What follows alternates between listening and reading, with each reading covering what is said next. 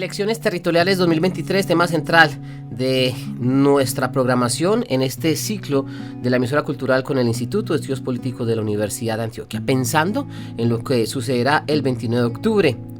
Por supuesto, el saludo cordial a nuestro coordinador académico Juan Carlos Escobar. Profe, bienvenido, ¿cómo le va? Alexander, buenas tardes, ¿cómo estás? Muy bien, muchas gracias. Nuestra invitada hoy, Ana Catalina Arango, quien es investigadora del Instituto de Estudios Políticos de la Universidad de Antioquia. Profe, como siempre, un placer contar con usted. ¿Cómo le va? Buenas tardes, Alexander. Muy bien, muchas gracias. Muchas gracias por la invitación. A usted por aceptarla. Profesor Juan Carlos, el contexto de la conversación que tendremos hoy con nuestra invitada.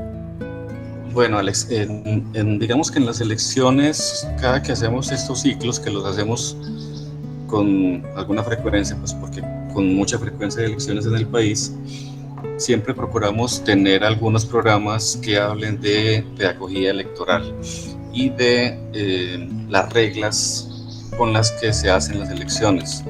Hemos hecho programas que han tenido que ver con las elecciones nacionales, Congreso y Presidencia, y obviamente esta vez, como las elecciones son territoriales, pues vamos a hablar de cuáles son las reglas de juego para estas elecciones, qué es lo que se disputa, cuáles son como los principales mecanismos que se utilizan para ello. Y un poco antes de ese asunto más puntual de lo regional y de lo que pasa en lo territorial, vamos a explicar un poco para la audiencia también en qué consiste un sistema electoral, pues cuál es como la esencia de un sistema electoral, para qué sirve, quién lo lleva a cabo, cómo se vigila o cómo se le hace seguimiento a un sistema electoral. Y vamos a hablar obviamente pues de bajando un poco luego a cómo en Colombia se estima pues el sistema, cuáles han sido los cambios más recientes, y por último sí vamos a derivar en las elecciones actuales. Entonces esa va a ser un poco la ruta, Alex, como el tema más pedagógico general de qué es un sistema electoral, qué lo compone, etcétera. Dos, cuál es el tema pues como en Colombia, los cambios más importantes más recientes, y por último abordar como esta coyuntura de cuáles son las reglas para estas elecciones territoriales de 2023. Muy bien, y en ese sentido creo que sería muy interesante comenzar con la profesora Ana Catalina Arango, que a propósito de elecciones, ella siempre ha sido constante acompañante nuestra en ese ejercicio en la emisora cultural, al igual que usted, profesor Juan Carlos, para que nos dé un concepto general y luego ingresamos a esos temas puntuales de las reglas y lo que está en juego para esas elecciones. Profesora, entonces hablemos inicialmente de cuál es su percepción de esas elecciones territoriales de 2023. Por ejemplo, una pregunta inicial: ¿en qué se diferencian de lo que hablamos hace 4 años pensando en ese mismo ejercicio en aquella época? Alex, bueno, pues en primer lugar, yo creo que estas elecciones tienen como una continuidad con las que discutimos en 2019, en la multiplicación de las listas y de los partidos políticos que se están presentando a las elecciones. Entonces yo creo que de una forma parecida a 2019, que ya se había empezado a evidenciar esa fragmentación del sistema de partidos, yo creo que en estas elecciones de 2023 vamos a ver el mismo fenómeno. Cada vez se habla más como de una especie de contrarreforma, una proliferación de partidos políticos y de listas que van a competir tanto para gobernaciones, alcaldías, asambleas departamentales, consejos municipales y juntas administradoras locales. Alexander, sí, tal vez lo único que podría añadir a lo que dice la profesora, y que lo vamos a conversar en este programa, es que las elecciones actuales, tal vez la novedad principal es la posibilidad de la segunda vuelta en la ciudad de Bogotá. Pues, esta es una figura que no se había empleado en lo territorial, solamente en elecciones presidenciales, primera y segunda vuelta, y ahora en Bogotá se tiene pues como esta figura que uno pensaría que puede ser, digamos, en adelante también adoptada en otras ciudades. Claro, eso tendrá que haber una reforma pues para ello, pero inicialmente Bogotá va a ser escenario de la posibilidad de segunda vuelta si un candidato no gana en primera. Entonces es tal vez lo único que añadiría a lo que dice la profe Ana. Muy bien, profe, entonces hablemos hasta ahora de esos temas centrales con la profesora Ana Catalina Arango en nuestro programa de hoy. ¿Por dónde iniciar? Sí, no, digamos que la ruta, yo creo que es bueno iniciarla por el tema más general, si se quiere, conceptual, pero vamos a tratar pues como de explicarlo muy bien con la profe, y es que es un poco que nos explique qué es un sistema electoral, cuáles son pues como las principales disposiciones que tiene un sistema electoral, cuáles son como los elementos centrales de un sistema electoral y cómo se clasifican también. Empecemos por ahí, pues como para que vayamos haciendo esa pedagogía necesaria también en el programa. Profe Ana Catalina. Bueno, entonces el sistema electoral es entendido como ese conjunto de normas, de procedimientos que van a regular la competencia política y que van a otorgar un método efectivo para elegir representantes. El sistema electoral entonces va a determinar la forma en que los votos de los ciudadanos se van a transformar en curules o en escaños. Y un sistema electoral es determinante en un sistema político porque nos va a decir cómo se distribuye el poder. O sea, qué partidos políticos tienen más posibilidades de ganar las elecciones, si se incentiva o no la fragmentación, si se incentiva o no la polarización entre los partidos políticos, si favorece o no la disciplina entre ellos. Entonces, el sistema electoral que es diseñado en la Constitución casi siempre es objeto de fuertes disputas por los partidos políticos porque determina quién va a tener el poder y quién va a tener la posibilidad de conservarlo. Algo muy interesante del sistema electoral es que va a producir siempre una distorsión de la representación y dependiendo de cuáles sean las reglas que se adopten, esa distorsión de la representación va a ser mayor o va a ser menor. ¿Qué quiere decir que hay una distorsión de la representación? Quiere decir que se castiga, por ejemplo, a los partidos políticos grandes o a los pequeños y algunos pueden ser sobre representados y otros pueden ser representados en una menor medida de los votos que proporcionalmente tienen. Como elementos del sistema electoral, o sea, lo que va a determinar ese grado de distorsión o no de la representación, lo que va a determinar que los votos se traduzcan fielmente o no en escaños, va a depender de la fórmula electoral que escojamos, de la magnitud del distrito, o sea, el número de sillas que va a escoger cada distrito electoral, dependiendo si se diseñan o no se establecen umbrales electorales y dependiendo del tipo de lista que se haya definido en el sistema electoral. No sé si quieren que empecemos como a explicar cada uno. Será muy interesante, profe, incluso como parte de este ejercicio de pedagogía. Bueno, entonces la fórmula electoral va a ser una fórmula matemática que se utiliza para convertir los votos en escaños. Dependiendo del tipo de cargo que vamos a elegir, el sistema electoral consagra distintos tipos de mayoría. Entonces nosotros elegimos cargos uninominales, como por ejemplo presidente de la República, y en este caso, estas elecciones puntuales, vamos a elegir gobernadores y alcaldes. Cuando vamos a elegir cargos uninominales, se puede establecer o una fórmula de mayoría absoluta o una fórmula de mayoría relativa. La de mayoría absoluta significa que solo gana el candidato que tiene la mitad más uno de los votos y por eso se utiliza el sistema de doble vuelta como en el caso de presidente de la República. En el caso de Bogotá, que como decía el profe Juan Carlos, se va a utilizar una segunda vuelta. Se consagró en esa reforma constitucional que gana el que tiene el 40% de los votos siempre y cuando lo separe una distancia de 10 puntos porcentuales del segundo candidato. Estos tipos de mayoría absoluta lo que intentan es que haya un mayor consenso y que no haya gobiernos minoritarios, porque lo que pasa con la mayoría relativa, que es la fórmula que nosotros utilizamos para elegir alcaldes y gobernadores, es que como gana el que tiene el mayor número de votos, independientemente de que obtenga la mitad más uno, lo que pasa es que tenemos gobiernos minoritarios, o sea, alcaldes o gobernadores que terminan siendo elegidos por un 20%, por un 30% de la votación, y eso hace que como son votaciones tan pequeñas, pues terminen gobernando la ciudad o el departamento, pues candidatos que en realidad tenían muy poco apoyo entre los ciudadanos. Y cuando vamos a elegir otro tipo de cargos, como los órganos colegiados, cuando son circunscripciones plurinominales, como en el caso de estas elecciones, cuando vamos a elegir asambleas departamentales, consejos municipales o juntas administradoras locales, lo que se utilizan son fórmulas de representación proporcional.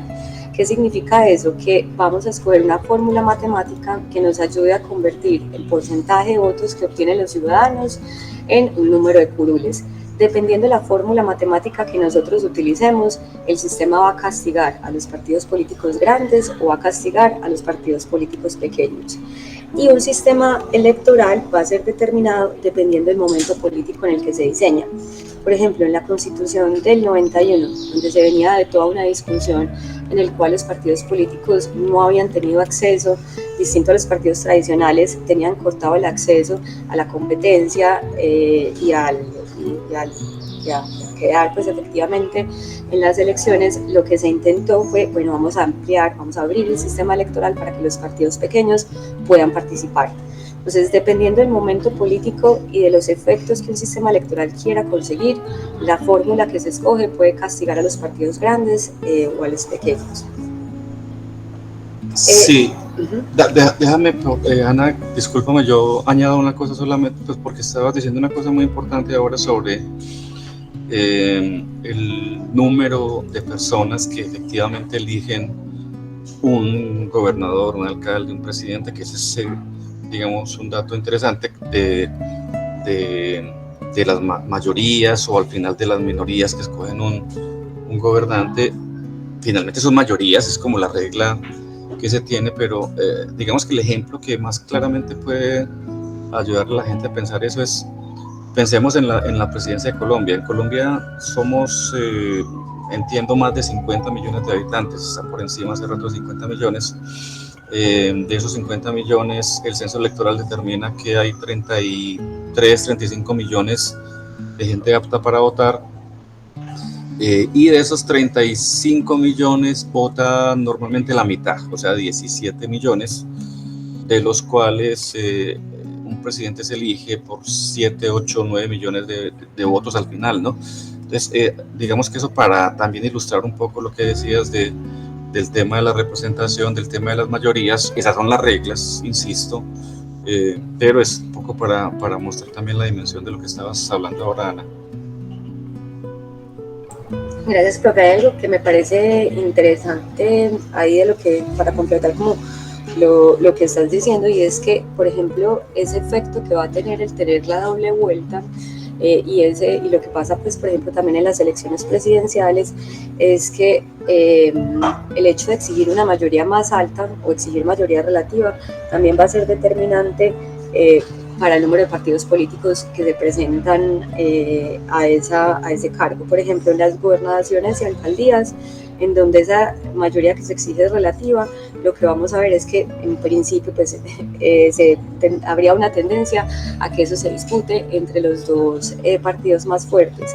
Cuando tenemos una mayoría absoluta, cuando se habla de una segunda vuelta, lo que va a pasar es que va a haber más posibilidades de que los partidos políticos se presenten de forma separada y no tanto, no formen esas coaliciones al inicio, sino ya como para la segunda vuelta. Y eso me parece que va a ser interesante observarlo en el caso de Bogotá, porque como estabas diciendo, es algo que se ha discutido mucho de si se implementa o no para las gobernaciones y alcaldías, para intentar que consiga como más consenso dentro de los ciudadanos. Bien, entonces, como recapitulando un poco, hay como unos elementos gruesos de lo que es un sistema electoral, ¿no? De los elementos clave del sistema electoral, y esos son un poco las circunscripciones electorales, las candidaturas, la votación misma y cómo se convierten esos votos en escaños, o sea, en lugares dentro de un congreso, de una asamblea, dentro de un consejo municipal, o dentro de otros cuerpos colegiados. Ese es un poco como el panorama grueso general. Y también hay otro elemento, Ana, que es importante que puedas explicar, y es el tema de, digamos, de las familias de sistemas electorales, que claramente están diferenciadas en algunos que son mayoritarios y otros que son proporcionales. Pues me gustaría que explicaras un poco esa diferencia entre esas dos familias de sistemas electorales. Bueno, de lo que estás diciendo me parece que es una distinción muy importante porque a los sistemas electorales les han atribuido distintos efectos dependiendo de las reglas que se escojan. Entonces, en los sistemas, por ejemplo, de representación proporcional, lo que se ha dicho es que favorecen la multiplicación de los partidos políticos, aunque algunos autores también han como revaluado un poco esta idea de que la proporcionalidad necesariamente conduce a la multiplicación de los partidos. En el caso nuestro, que combinamos mayorías absoluta y relativa para cargos uninominales y representación proporcional para cargos plurinominales, creo que se producen como un poco los dos efectos. Si se escoge una representación proporcional, que va a suponer que dependiendo, pues si se escoge una fórmula de Hare, una fórmula de Hont, va a multiplicar los partidos o los va a reducir, dependiendo de qué se quiere favorecer, combinada con mayoría absoluta y relativa para cargos uninominales, pues el sistema electoral yo creo que va a apuntar en el caso de elecciones uninominales a presidentes o a candidatos fuertes, tanto a alcaldía, gobernación como a presidencia, y en los plurinominales va a favorecer la multiplicación de los partidos, o como hay más escaños también en disputa, tienen más posibilidades los partidos políticos pequeños de llegar. No sé si era esa la distinción que querías que habláramos. Sí, yo creo que sí, y finalmente como también decir al final que dentro de los sistemas de esas familias, de sistemas o proporcionales o mayoritarios, pues hay como variaciones, ¿no? Y como tú bien lo dices, hemos tenido en Colombia dos modelos en los últimos años. Pues ha habido un cambio que enseguida vamos a explicar, y el primer modelo era ese modelo que, digamos, un poco coloquialmente llamábamos de residuos, ¿sí? De cociente y residuo, que era el que operaba antes en Colombia, antes de la reforma, sobre todo de 2003, y recientemente hemos tenido otra fórmula que se llama la cifra repartidora, que en términos más generales se llama el método D'Hondt o de Hont, pues como se quiera pronunciar, que se llama así también pues porque se le debe a un matemático belga que se llamaba Victor de D'Hondt, y esa fórmula, dicen algunos, es más proporcional, es decir, dentro de las fórmulas proporcionales hay unas que son más proporcionales que otras, y eso tiene que ver con la manera en que se convierten votos en escaños, que es pues como la fórmula misma, ¿no? Entonces solamente quería agregar eso porque me parece importante que ya vamos entrando un poco al tema de las reglas electorales en Colombia, ¿no? Pues ya más o menos hemos definido el panorama. Yo no sé si quieres agregar más en este panorama, pues como más pedagógico, digo yo. De pronto agregarlo de la magnitud del distrito y lo de los umbrales y el tipo de lista, porque me parecen que son elementos muy importantes también al momento de definir qué tan proporcional o no es un sistema electoral. Entonces, en la medida en que la magnitud es el número de escaños o de curules que vamos a sacar por cada circunscripción. Y algo interesante acá es que a medida que ampliemos esa magnitud, o sea, en aquellas asambleas departamentales y consejos municipales en los que se van a elegir más concejales o diputados, hay mayores probabilidades de que los partidos políticos pequeños lleguen porque son más escaños en disputa. A medida que uno reduce la magnitud del distrito, o sea, aquellos consejos, asambleas o juntas administradores locales que en función de la población tengan menos escaños a elegir, va a haber menos probabilidades de que partidos políticos pequeños puedan llegar. Y otras dos cosas que me parecen interesantes ahí son los umbrales, que los umbrales también van a suponer una forma de excluir o de dificultar a los partidos políticos más pequeños la posibilidad de llegar, y el tipo de lista que dependiendo de cómo la escojamos, que yo creo que ahorita podemos profundizar en el efecto que tuvo haber consagrado un voto preferente en la reforma política de 2003, lo interesante del tipo de lista es que va a determinar la disciplina que van a tener dentro del partido político quienes resulten elegidos. Entonces yo creo que esos son otros elementos que ahorita me salté y que son determinantes en lo que estábamos discutiendo ahora de qué tan proporcional o no puede ser un sistema electoral y qué tanto puede dar lugar a distorsionar la representación o a distorsionar como la opinión de los ciudadanos en la calle. Sí, no, y como usted lo dice, profesora, yo creo que eso lo podemos explicar ahora más en detalle con el caso colombiano, pues que es lo que me interesa ahora, en lo que me interesa que nos centremos, pues porque finalmente los sistemas electorales se implementan en cada país y también las condiciones de cada país son importantes para el tema de cómo se implementan pues, los sistemas electorales y cómo inciden directamente en otra cosa que son los sistemas de partidos, ¿no? Es decir, cómo el cambio de una regla cualquiera, pero hay reglas que tienen más consecuencias en ello, logra modificar también la disputa de los partidos, el número de partidos, las coaliciones, etcétera, ¿no?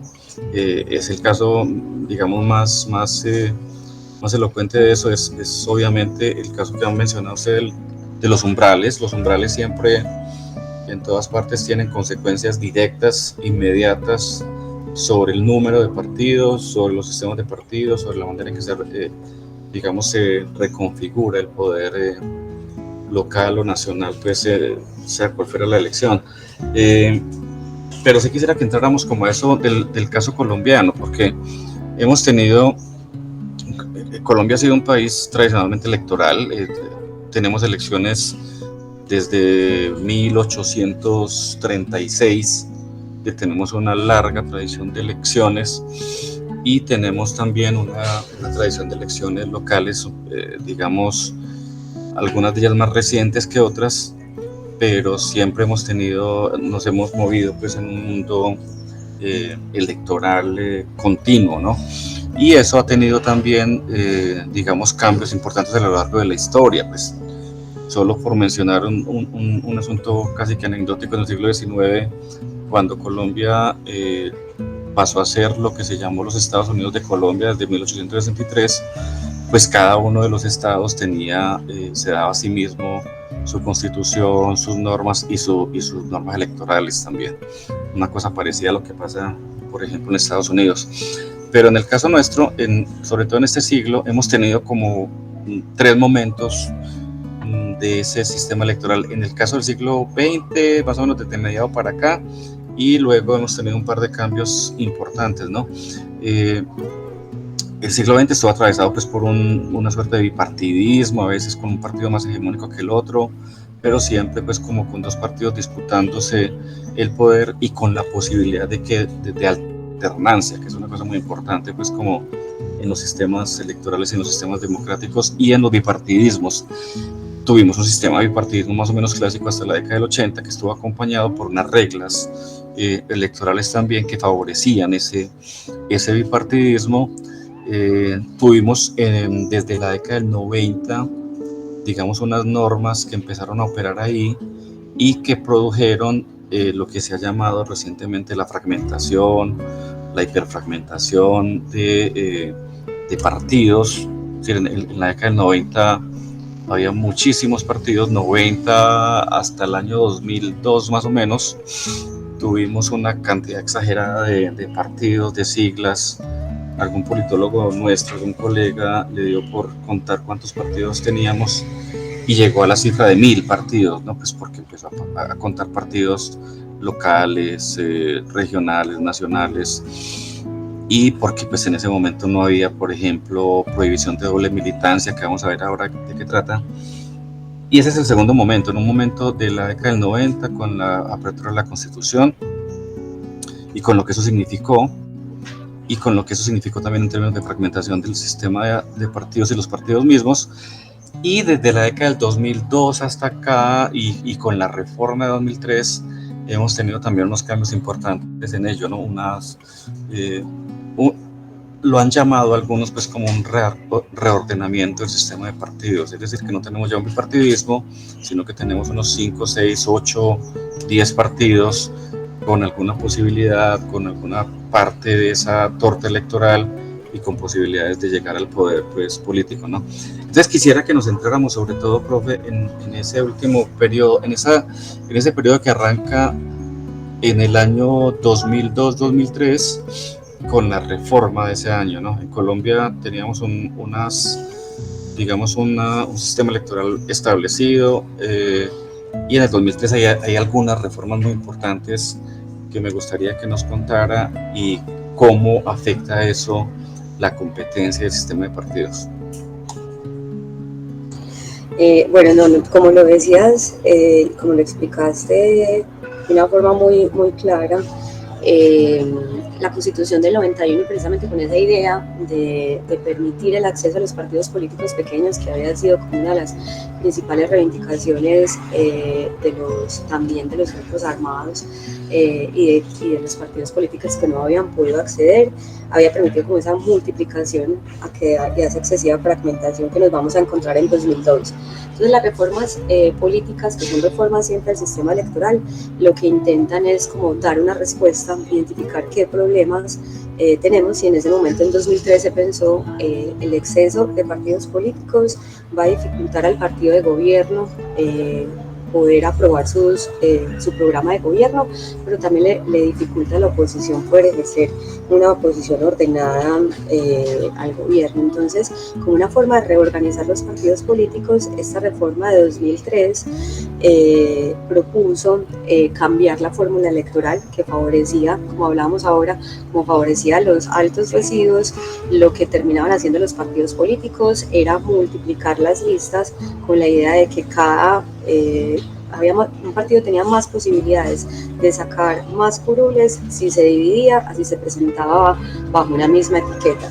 Entonces, la reforma de 2003, al cambiar la fórmula electoral y favorecer las altas votaciones, lo que va a obligar a los partidos políticos es a reorganizarse, y como el Partido Liberal y Conservador, que siempre han sido partidos muy segmentados, muy divididos, que anteriormente se estaban presentando a partir del 91 de forma separada, lo que tuvieron que hacer es unirse otra vez bajo la etiqueta liberal o conservadora, o bajo las distintas Cambio Radical, por ejemplo, que era una facción del Partido Liberal que ya decidió presentarse por aparte, en ese momento a las Equipo Colombia, y así un montón de facciones, tanto del Partido Liberal como del Conservador, o tuvieron que reagruparse dentro de los partidos tradicionales o definitivamente separarse. Adicionalmente a la modificación del tipo de fórmula, hubo otros dos elementos que determinaron esa reorganización de los partidos políticos. Primero, la creación del umbral, que anteriormente con la Constitución del 91 y tampoco con la del 86 se establecían umbrales, y eso suponía que partidos políticos pequeños tuvieran más posibilidades de acceder. Con la reforma del 2003 y la creación de los umbrales, lo que se va a hacer es limitar el acceso a partidos políticos pequeños, y eso otra vez lo que hace es obligar a los partidos a organizarse, a unirse bajo una misma etiqueta, porque van a terminar siendo favorecidos por las altas votaciones. Entonces hay una cosa muy interesante del sistema electoral, y es que produce un cambio, pero rápidamente los partidos políticos se reacomodan a esos cambios. Y lo que vamos a ver con los partidos tradicionales, por ejemplo, es que siempre que se hace una modificación al sistema electoral, si bien en una primera elección hay como uno identifica como un cambio abrupto, a lo largo del tiempo los partidos políticos vuelven y se acomodan y consiguen otra vez como recuperar el poder político que han perdido a través de estos cambios normativos. Y otra cosa que me parece interesante señalar de esta modificación que hizo el 2003, este acto legislativo, es que prohibió la presentación de múltiples listas por partido político. Anteriormente se permitía, con la Constitución del 91 y con la del 86, que un partido presentara múltiples listas. Entonces, tanto el Partido Liberal como el Conservador, como todos los partidos, al presentar múltiples listas, lo que hace es que se fragmente el poder político y que cada cacique decida presentar su lista. Cuando se prohíbe la presentación de múltiples listas, lo que hace es obligar a los partidos políticos a negociar en una única lista quiénes van a presentar o no por el partido. Entonces, si uno cambia el tipo de lista, cambia la fórmula y establece un umbral como se hizo en 2003, entonces lo que hace es reagrupar a los partidos políticos y romper con esa excesiva fragmentación. Y adicionalmente, ya como para dejarte intervenir, otra cosa interesante que se hizo a partir del 2003, además de obligar a los partidos a reorganizarse, fue establecer la obligación de que tuvieran que actuar en bancada. Y eso lo que hacía es intentar organizar a los partidos políticos en su interior, porque anteriormente los miembros de un partido político podían presentar, en el caso del Congreso, por ejemplo, proyectos de ley por separado, todo lo hacían de una forma muy fragmentada. Con la ley de bancadas, que se expide en 2005, a partir de esta reforma política, se va a obligar a los miembros de todos los partidos políticos a actuar de manera colegiada con su partido, y eso va a ayudar a que se organice, no solo que se reduzca el número de partidos, sino que internamente también se organice.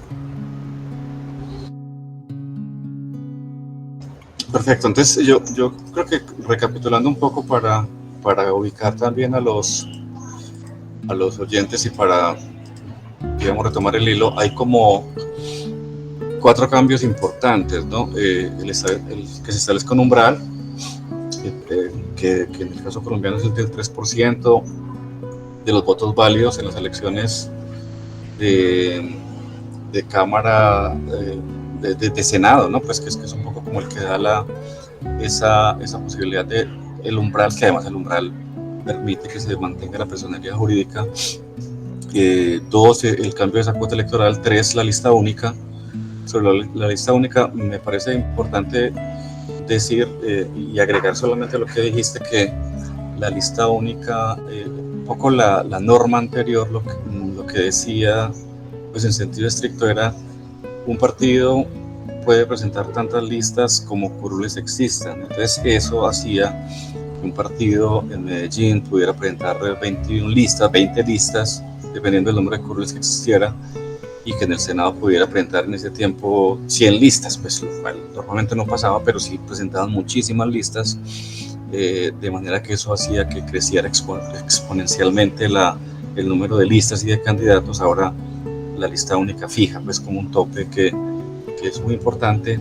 Y otro asunto, digamos, vital también, es el tema del voto preferente, ¿no? De cómo el voto preferente también cambió de manera importante la política nuestra, porque enseguida también lo podremos explicar más en detalle, porque el voto preferente lo que hizo fue trasladarle la responsabilidad al ciudadano de alguna manera de decir dentro de una lista a quién elegía, y trajo consigo asuntos que pueden ser, digamos, positivos, como por ejemplo la posibilidad de que algunos partidos pudieran resolver por ahí sus problemas de acción colectiva, es decir, que los partidos pudieran enfrentarse a ese asunto de quién era de primero, quién era de último, y eso le permitió a algunos partidos mantenerse. Pues claramente el polo democrático salió favorecido con el voto preferente, porque tenía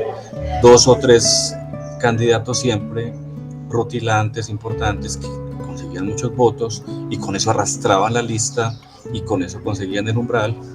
Y otro tanto pasaba con un partido tradicional como el conservador, ¿no? Estos son 2 ejemplos de partidos que se vieron beneficiados de esa norma. Sin embargo, pues obviamente hay que mencionar que también ha tenido muchos detractores, sobre todo por el tema de la personalización de la política, de la manera en que el voto preferente eleva los costos de las campañas, porque cada uno tiene que hacer campaña por su cuenta, y bueno, otros asuntos que se han mencionado entre lo positivo y negativo que puede tener el voto preferente.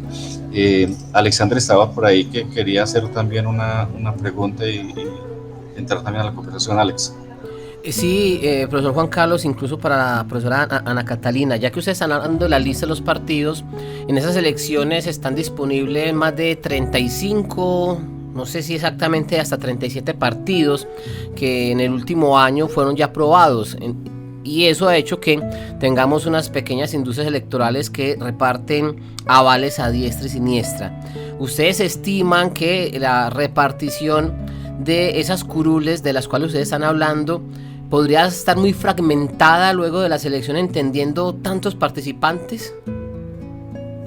Yo creo que sí, o sea, yo creo que uno de los problemas que estamos empezando a ver es que efectivamente la reforma de 2003 había logrado como racionalizar el sistema electoral y de partidos en la medida en que había reducido el número de competidores, y eso que, como decía el propio Juan Carlos ahora, eran 9, 8, 9 partidos políticos, que tampoco es poco. Entonces, si a lo que estás diciendo es de la cantidad de partidos políticos que están entrando en juego, si le sumamos a eso los grupos significativos de ciudadanos que también han recogido firmas para presentar candidatos, lo que vamos a ver es un poco ese retorno a lo que Pizarro llamaba las microempresas electorales, que son partidos políticos o coaliciones entre partidos que aparecen y desaparecen en cada elección y que terminan siendo muy problemáticas porque lo que dificultan es la rendición de cuentas por parte de los ciudadanos al momento en que termina el mandato de un gobernante. Pues los ciudadanos hacen como esa voto retrospectivo y definen a quién van a votar dependiendo de lo que hubiera hecho su gobernante, pero cuando los partidos políticos aparecen y desaparecen en cada elección, pues dificultan al ciudadano ejercer ese proceso pues de rendición de cuentas y hacen que los partidos políticos sean muy volátiles y que sea muy difícil canalizar programas de gobierno coherentes, hacer propuestas a los ciudadanos que tengan una vocación en el tiempo más allá de un momento electoral puntual. Yo añadiría una cosa más incluso del contexto nuestro, ¿no? Para que vayamos entrando también a lo que puede pasar a lo que pasó en el 2019 con las elecciones nuestras, en el caso de Medellín, por ejemplo, de lo que puede pasar ahora. Y es que en los años anteriores, en las dos elecciones anteriores en Medellín,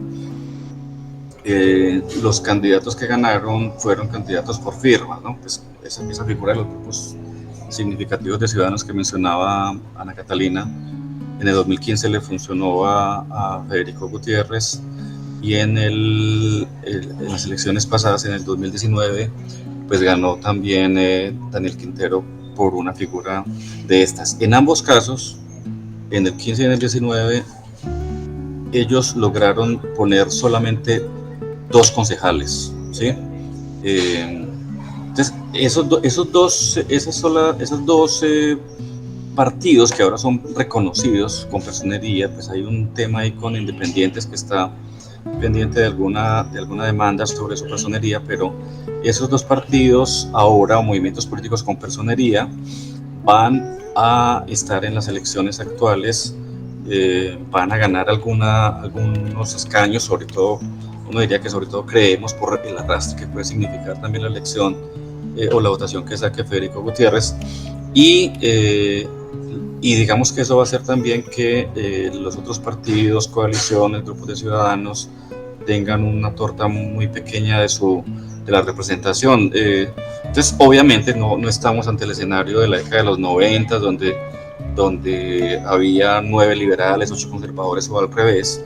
Yo creo que ese escenario tampoco es deseable, pero vamos a tener el escenario contrario de una fragmentación grande, donde solamente en las últimas elecciones también, en el caso nuestro, hemos visto que un partido como Centro Democrático gana 6, 5, 7 curules en el Consejo, cosa que en esta ocasión no es tan claro que se pueda repetir por la disputa que va a significar también la votación de la lista de Creemos, ¿no? Entonces va a haber una fragmentación, una suerte de repartición de curules en varios partidos de esos 21 curules, y otro tanto vamos a ver en asamblea y en otros escenarios, y creo que nos vamos a abocar un poco a eso, ¿no? A un consejo muy fragmentado, muy dividido, con 2, 3, máximo 4 representantes por partido, el que más saque, y con partidos que pueden sacar hasta un solo representante, ¿no? Entonces, esa es una realidad que creo que vamos a afrontar en estas elecciones, Alexander. Profe, y el otro tema que les quería citar a ustedes dos, aprovechando la presencia de ambos en las elecciones, tiene que ver, y ya saliéndonos un poco de lo técnico, es la polarización que se está viviendo en el departamento de Antioquia, específicamente mejor en Medellín. Eso puede favorecer la participación en términos prácticos de ciudadanos y ciudadanas, entendiendo todo lo que hemos visto y vivido en redes sociales, en escenarios públicos como los debates y también lo que hemos visto a través de los medios? Pues si quieres inicio yo, pero no voy a evadir la pregunta. Yo quiero que la tengamos para el final, porque yo quisiera como que miráramos un poco con Ana y termináramos con esa pregunta ahora, que me parece muy importante, pero como para seguir ilustrando en el caso de lo que se va a jugar ahora en Medellín y en Antioquia, ¿no? Que yo creo que los datos que se han mostrado de las elecciones pasadas hablan de que en Medellín un partido que aspire al Consejo necesitaba en el 2019 17.637 votos para pasar el umbral, ¿no? Porque yo creo que es importante también decir que el umbral en el caso de estas elecciones de Consejo de Asamblea es distinto al umbral que se tiene para Senado, y este umbral es un poco más difícil de explicar en radio, pero lo voy a decir. Es digamos, es la mitad del cociente electoral, es un poco como o el 50% del cociente electoral. Hay una fórmula que permite hacer eso, y que en el caso de Medellín habla de unos 18.000 votos para que un partido se haga contar. Es decir, si un partido no saca eso, no tiene ninguna posibilidad de hacerse contar. Estamos hablando de 2019, eso ha crecido, pues eso crece con con el censo electoral. Obviamente tendremos un umbral más alto, yo creería que cercano a los 25.000 votos. Habrá que hacer el cálculo cuando tengamos la votación válida, pues porque la votación válida es la que da ese número. Entonces, ese es un asunto que me parecía importante, pues antes de pasar a tu pregunta, Alex, cómo mostrar, ¿no? En el caso de Medellín, por ejemplo, en las elecciones pasadas, solamente 9 partidos obtuvieron ese umbral, ¿no? Solamente no, pues 9 partidos, yo creo que es una cifra importante, pues. Y eso hace que esos partidos accedan a las curules. Hay casos, y yo creo que es importante decirlo también, en donde aún alcanzando el umbral no se logran curules. Es decir, eso ha pasado, ¿no? Que un partido tiene el umbral, pero resulta que los primeros partidos que llegaron con muchos votos se reparten entre ellos las curules existentes, las 21, y que el último partido, por alguna razón, ya no accede, por alguna razón no, porque ya se repartieron las otras curules. Entonces eso me parece importante mencionarlo, y mencionar también que desde las elecciones pasadas en lo regional, y esta vez también va a ser igual, aquellos que lleguen de segundos en las alcaldías o en gobernación van a tener ese derecho de entrar al Consejo Municipal. Entonces esas son unas aclaraciones que quería hacer también de cara al tema más concreto, pues, de lo electoral en lo local, poniendo el ejemplo de Medellín, pero también pues obviamente tratando de ubicar al elector en qué es lo que se va a jugar ahora, ¿no? Que tendremos un montón de listas, un montón de partidos, grupos, coaliciones, etcétera, y en la manera en que ellos eligen y en la manera en que quedan esos representantes en el Consejo. Lo otro es que hay algunos candidatos, particularmente, que pueden sacar muchísimos votos, ¿sí? Pero que no les da para el umbral, y a veces ha habido reclamos de esos, por las reglas claras, ¿no? Lo primero es el umbral. Digamos que el caso más emblemático de eso es el caso de Gilberto Tobón en las últimas elecciones al Congreso, que sacó muchísimos votos, pero al partido no le alcanzó, ¿no? Entonces, eso es importante irlo mencionando también, porque a veces eso crea confusiones, pero las reglas son claras. Eso por ese lado, ¿no? Y yo creo, pasando a la otra pregunta, enseguida de pronto Ana tira otras cosas sobre eso y sobre la pregunta que hiciste. Yo no sé si la polarización puede generar un mayor número de participantes o puede alejar a la gente de las urnas también. Es decir, yo creo que hay un asunto también ahí de que digamos, la gente puede sentirse cansada de ese tema de la polarización y al final decidir no ir a las urnas, ¿no? Y el otro tema es la cantidad tan exagerada que existe de opciones. También puede desestimular un poco eso, ¿no? O puede estimularlo, pues dependiendo un poco de cómo se juegue la elección, pero yo creería que no hay muchas razones para pensar que la participación en estas elecciones va a ser mucho más alta que en ocasiones anteriores, por lo menos porcentualmente, ¿no? Y que estaremos, digamos, por el lado, hace 4 años fue en términos de las, del promedio nacional, la participación fue del 58%, si mal no recuerdo, que es una participación, digamos, alta en lo electoral en Colombia, ¿no? Pero no, pues creo que eso va a producir otro tipo de consecuencias, pero creería que no va a redundar en una mayor participación. No sé qué opina la profe Ana Catalina. Yo también estoy de acuerdo con lo que estás diciendo y sobre todo se me ocurre que podría no necesariamente aumentar la participación porque las dinámicas electorales de carácter subnacional funcionan con una lógica independiente a la de las nacionales.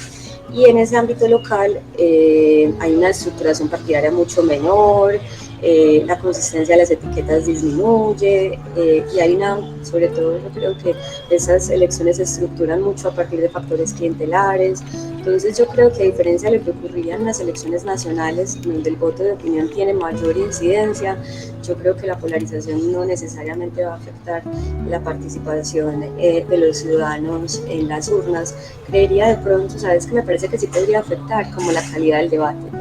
Yo creo que en estas elecciones y ya pues en distintas elecciones lo hemos venido viendo, cuando el sistema se fragmenta tanto, cuando hay una personalización tan alta de los candidatos, cuando no se estructuran los partidos de una forma fuerte, yo creo que lo que vamos a ver es como una reducción de la calidad del debate público, en donde se basan más sobre todo en confrontaciones individuales entre candidatos más que en grandes proyectos para la ciudad o en grandes discusiones gruesas que de verdad le interesen como a los ciudadanos. Entonces estoy de acuerdo con vos en que no creo que esa polarización vaya a ayudar a que asistan más los ciudadanos a las urnas, pero sobre todo por ese carácter distinto y esa lógica que va a regir las elecciones locales, en donde ya se basa más como en esas clientelas o en cómo se armen las coaliciones entre los distintos partidos.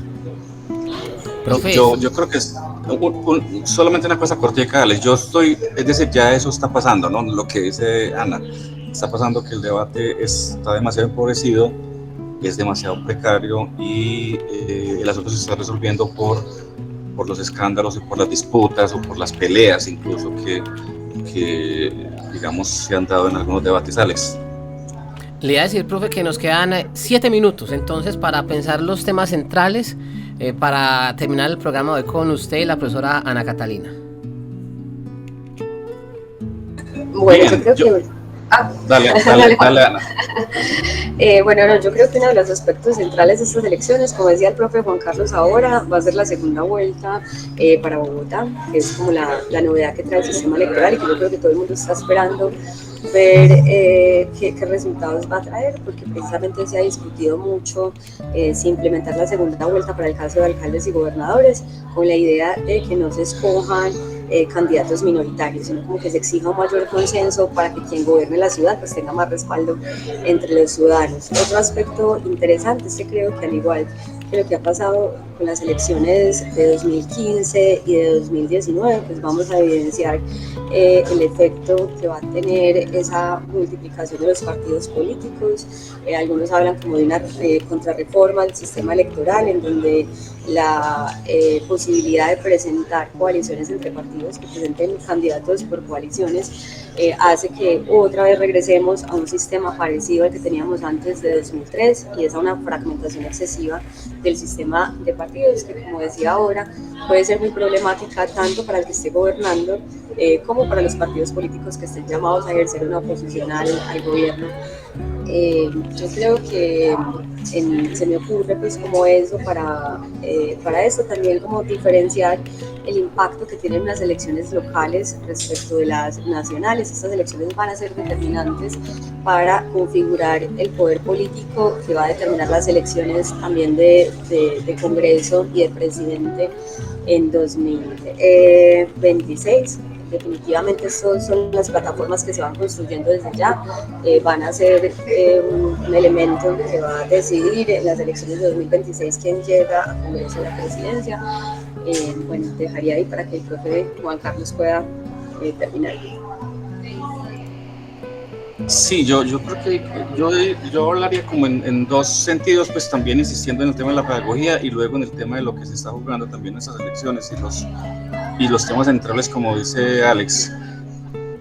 Recordarle a la gente que pues vamos a tener una elección el día 29 de octubre que va a estar marcada por, digamos que va a tener 5 tarjetones en algunos casos y en otros 4 tarjetones, ¿no? Alcaldía, gobernación, consejo y asambleas, y donde existan juntas administradoras locales, las famosas SAL, pues también la gente va a tener la posibilidad de votar por la SAL, ¿no?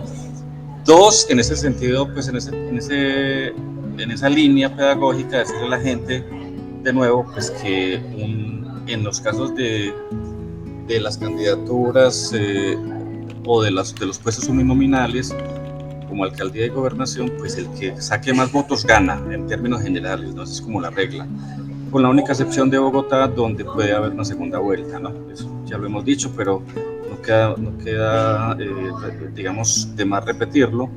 Pero en general en el país, excepto en Bogotá, el que saque más votos alcaldía gana, ¿sí?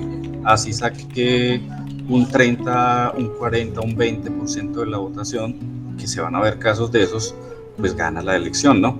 Entonces ese es lo que quería mencionar ahí, para que la gente cuando vaya pues a votar sepa. Y en el caso pues de los cuerpos colegiados vamos a tener pues una elección, o por lo menos una forma de obtener las curules que es distinta, que tiene una fórmula, que tiene un umbral y todo lo que hemos mencionado hasta ahora, pues que la gente tiene que estar atenta a eso, y que la gente puede votar dependiendo digamos, de si la lista que se presenta es una lista cerrada o si es con voto preferente. Ya cada cual, de acuerdo al partido, digamos, tendrá que estar muy atento si el voto es por el partido o el voto puede ser también por un candidato, en el caso de las listas con voto preferente, que van a ser de nuevo la mayoría, pues como ha pasado hasta ahora. Eso por un lado, pero por otro yo retomaría un poco lo que decía ahora Ana, de la especificidad que tienen las elecciones locales y regionales, ¿no? Que digamos, donde se juegan cosas muy particulares, donde cada municipio tiene sus dinámicas, donde hay coaliciones que no se ven en lo nacional, ¿sí? Se puede juntar gente de muy distinta espectro político, y eso ha pasado también, y donde, digamos, y para seguir un poco en la línea de lo que preguntaba ahora Alex, normalmente las elecciones locales tienen mayor nivel de participación que las nacionales, ¿no? Entonces eso es importante también mencionarlo, y tienen, repito, unas dinámicas distintas de coalición, digamos, lo que trato de decir también es que no necesariamente se va a escenificar en estas elecciones, como han dicho algunos, una suerte de reedición de las elecciones nacionales. Es decir, no vamos a ver un pacto histórico fuerte en todas partes. Yo creo que al contrario, vamos a ver muy, muy debilitado esta opción de la coalición pacto histórico. Muy seguramente cada uno de los partidos que configuran el pacto va a jugar, digamos, distinto en cada territorio, solo o en coalición, incluso en coalición con partidos que no sean del mismo pacto. Eso puede pasar. Y otro tanto con los otros partidos, ¿no? Es decir, no vamos a ver esa reedición en lo local, y vamos a ver seguramente una disputa muy distinta, muy particular, y fuerzas políticas y contextos cada uno muy distinto en ciudades pequeñas, medianas y grandes, donde el poder político se juega de manera diferente, ¿no? Así es, profe Juan Carlos, efectivamente hay muchos temas de conversación que tendremos no solamente en este ciclo, sino en franjas como la del noticiero Alma Mater, igualmente 357 y el especial de elecciones, al cual usted y la profesora Ana Catalina Arango están cordialmente invitados e invitada. Profe, un abrazo, muchas gracias por acompañarnos en este ciclo. Nos quedan varios capítulos contando la antesala de esas semanas de elecciones y por supuesto el análisis de lo que determinarán los colombianos y colombianas el próximo 29 de octubre. Que esté muy bien, profe Juan Carlos.